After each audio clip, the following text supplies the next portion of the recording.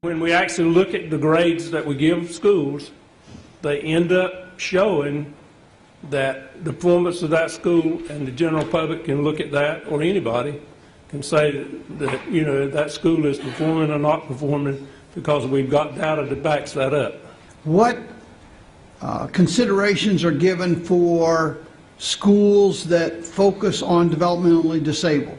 They're part of the public school system. In Union County, we have Wolf School, which on any test, quite frankly, they're not going to do well at all.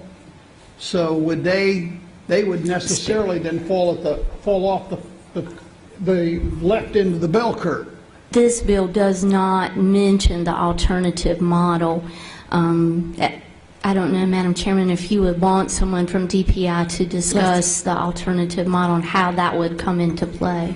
Well, it's not that I need to have the alternative model explained to me. I just want to ensure that a school like the one I just described doesn't have to have a big F on the front of their school as a failing school, when in fact they're not a failing school at all. They just don't fall into these traditional categories. I think that it misrepresents what schools are really doing when you assign a letter grade based on absolute proficiency.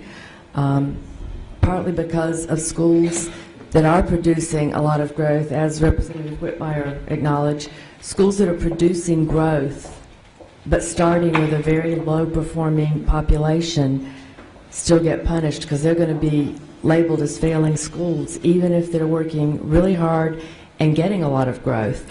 I think that we know that poverty is correlated with low performing schools, and I think you're punishing schools in poverty areas by giving them these kind of scores. These are the schools that need our best teachers, and I don't know how we're going to get teachers to choose to go to a school that is getting a D or an F. My daughter teaches in one of these low-performing schools.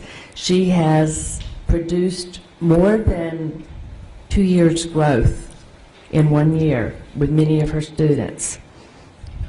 It doesn't mean they reach proficiency because of where they're starting. It is a second language school, primarily a Spanish-speaking population. They are a high poverty school.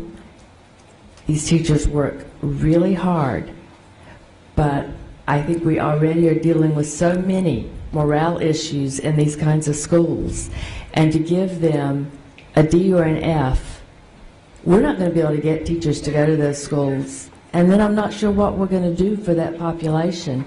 You're going to end up with your weakest teachers teaching your neediest students. This bill does not say A through F is good.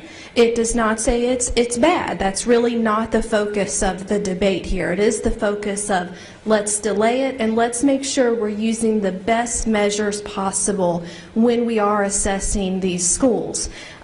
Because it is a big deal if you are labeled an F or a D. That is a big deal. So I think that's something that is what this committee should be talking about, possibly not A through F, because that is the law as it stands right now, and this is the House's version to help better that law.